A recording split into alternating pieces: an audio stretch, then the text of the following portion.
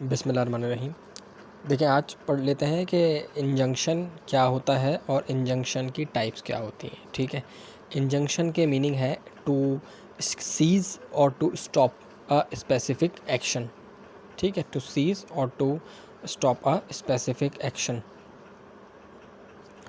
मिसाल के तौर पर आप अपनी यूनिवर्सिटी में 14 अगस्त के मौके पर एक कॉन्सर्ट का एहतमाम करते हैं। ठीक है, और आप इसमें मिली नग़मे गाने के लिए किसी सिंगर को बुलाते हैं। फॉर एग्ज़ाम्पल, आप बुलाते हैं अली अज़मत को जुनून ग्रुप से कि आप आएँ और 14 अगस्त पे गाने गाएँ।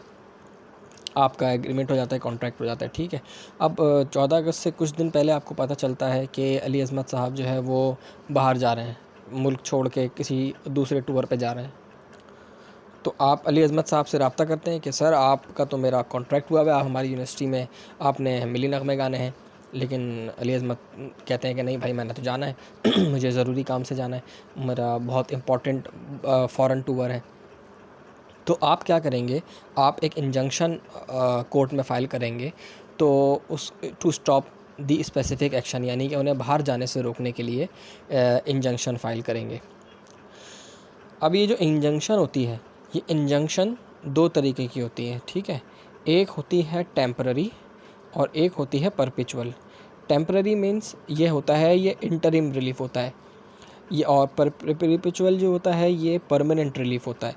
ठीक है, इसको समझने के लिए आप ये समझें फॉर एग्ज़ाम्पल कि आपका केस चल रहा है। ठीक है, अब कब केस ख़त्म होगा, कब जो है ना उसकी हेयरिंग्स ख़त्म होंगी, कब तब जाके जो है आपको रिलीफ़ मिले, आपको ऑर्डर मिले। तो इसमें जो है आपका जो है ना वो को बड़ा नुकसान भी हो सकता है। ठीक है, it may cause you irreparable damage अगर फ़ौरन ना रोका जाए। देखें, केस हेयरिंग होती रही और 14 अगस्त गुज़र जाए और फिर जाके केस का फ़ैसला आए तो क्या फ़ायदा है। आपने तो फ़िलहाल रोकना है उसको। तो इस सूरत में आपको टेम्पररी इंजंक्शन मिलता है। इसमें जो है आपको टेम्पररी रिलीफ़ मिल जाएगा, इंटरिम रिलीफ़ मिल जाएगा। आप वो जाने से, कोर्ट उसको बाहर जाने से रोक देगा।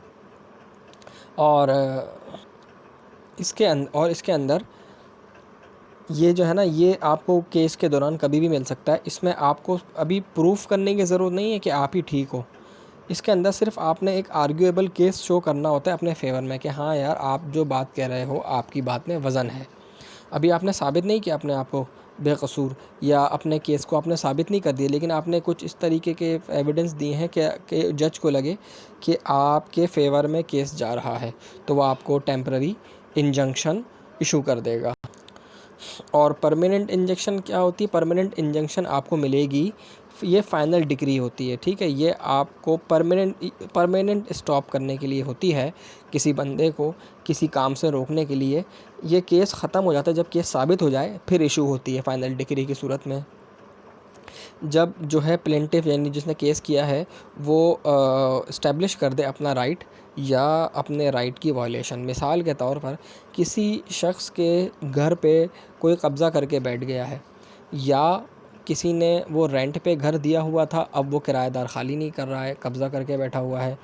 तो जब ये केस साबित हो जाएगा तो उसको परमानेंट इंजंक्शन मिल जाएगी कि भाई आप जो है ये मकान या ये प्रॉपर्टी खाली करें, ये ओनर की मिल्कियत है। अब इन दोनों का जो बेसिक डिफरेंस है, both are different only in the level of permanence. ठीक है, ये एक परमानेंट है और एक परमानेंट नहीं है। तो on the level of permanence जो है ना, ये सिर्फ एक दूसरे से डिफरेंट है। और दूसरी बात, ये केस के दौरान मिल जाती है, ये परपेचुअल जो है ये केस ख़त्म होने के बाद मिलती है, फाइनल डिग्री में मिलती है। अच्छा, अब ये समझ लेते हैं कि किन सूरतों में इंजंक्शन ग्रांट नहीं होती, या कोर्ट आपको जो है वो इंजंक्शन रिफ्यूज़ कर देगी। देखें, अगर आप किसी गवर्नमेंट डिपार्टमेंट की ड्यूटीज़ के बीच में उसकी फंक्शनैलिटी के बीच में पब्लिक ड्यूटीज़ वो दे रहा है, उसके लिए अगर आप लगाएंगे इंजंक्शन कि भाई इनको इस काम से रोका जाए, तो ये आपको ग्रांट नहीं मिलेगी। इसी तरीके से अगर आप कोई क्रिमिनल प्रोसीडिंग्स चल रही हैं, किसी के ख़िलाफ़ कोई मर्डर का चार्ज है, कोई भी चोरी का है, कोई भी है, इस तरह का चार्ज है, आप उसकी प्रोसीडिंग्स रोकने के लिए अगर इंजंक्शन ऑर्डर फ़ाइल करते हैं तो ये आपको नहीं मिलेगी। इसी तरीके से अगर कोई ऐसा बंदा केस फ़ाइल कर दे जिसमें उसका कोई इंटरेस्ट नहीं है, किसी और का मामला है, ठीक है, अगर उस प्लेंटिफ का कोई इंटरेस्ट नहीं है, किसी और के मामले में वो टांग अड़ा रहा है, तो भी उसको इंजंक्शन नहीं मिलेगी। इसी तरीके से पर्सनल स्किल्स की बेस पे भी हो तो भी उसको इंजेक्शन नहीं मिलती। फॉर एग्ज़ाम्पल, आप किसी अपने वालिद का, अपने भाई का किसी डॉक्टर से ऑपरेशन करवाना चाह रहे थे, लेकिन वो ऑपरेशन करने से जिस डेट को ध्यान करना है डॉक्टर ने ऑपरेशन, वो बाहर जा रहा है, उन डेट्स में आपको पता चल जाता है। तो बहुत मुमकिन है कि वो जो है ना कोर्ट कह दे कि आप अपना ऑपरेशन किसी और डॉक्टर से करा लें, इस डॉक्टर को बाहर जाने दें, क्योंकि ये पर्सनल स्किल्स पे बेस्ड करता है। ठीक है, आप किसी और डॉक्टर से करा लें, अगर वो डॉक्टर दूसरा ज़्यादा पैसे लेता है तो जितने पैसे वो ज़्यादा ले रहा है उतने पैसे हम इस डॉक्टर से आपको दिला देते हैं। पहला वाला डॉक्टर अगर 1 लाख रुपए ले रहा था, दूसरा वाला 1,20,000 रुपये ले रहा है, तो हम 20,000 रुपये इस पहले डॉक्टर से आपको लेके दे देते हैं, आप दूसरे से ऑपरेशन करा लें। इसी तरीके से कोई पेंटर है, आपने उससे पेंटिंग करवाने का सोचा था, लेकिन अब वो पेंटिंग नहीं करता, वो मुकर जाता है, मैं पेंटिंग ही नहीं कर रहा, तो जज कहेगा कि आप पर्सनल स्किल्स बेस्ड पे आपको ग्रांट नहीं हो सकती, आप किसी और से पेंट करा लें। क्यों? क्योंकि आप अगर इसको आपको स्पेसिफिक परफॉर्मेंस ग्रांट कर दें और इंजंक्शन अगर हम कर भी दें तो भी जो है ना, ये क्या पता ये आपका काम ख़राब कर दे, बुरा काम कर दे।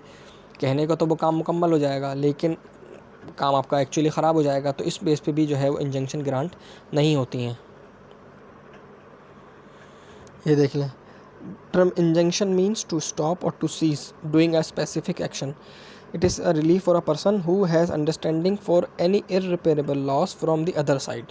When a person brings the suit for declaration, he also seeks for injunction to prevent the defendant from interruption unless the instant suit is decided. ठीक है, जब सूट डिसाइड हो जाएगा तो आपको परमानेंट इंजेक्शन मिल जाएगी, और अगर सूट के दौरान ही आपने कोई काम होने से रोकना है तो वो जो है टेम्परेरी इंजंक्शन होगी। ये देखें, public duties of government departments के में जो है नहीं मिलती है इंजेक्शन, इसके अलावा क्रिमिनल मैटर्स में भी नहीं मिलती है। No injunction can be granted plaintiff have no personal interest in the matter, इस सूरत में भी नहीं मिलती है। ये एक और एग्जांपल देख लें, एक बिल्डिंग कॉन्ट्रैक्टर है, ठीक है, उसको फारिग करके मालिक ने दूसरा कॉन्ट्रैक्टर हायर कर लिया और उससे अपना घर बनवा रहा है।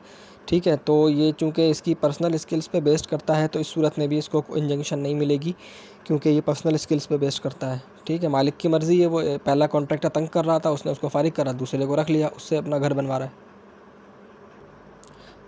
देखें, ये परपेचुअल इंजंक्शन है, इसको परमानेंट इंजेक्शन भी बोलते हैं, जैसे बताया। ये फाइनल डिग्री होती है और ये ट्रायल ख़त्म होने के बाद मिलती है, जब केस साबित हो जाता है। ये देखें, always granted after considering the merits of the case, it is granted by the way of judgment and degree, final degree. ठीक है,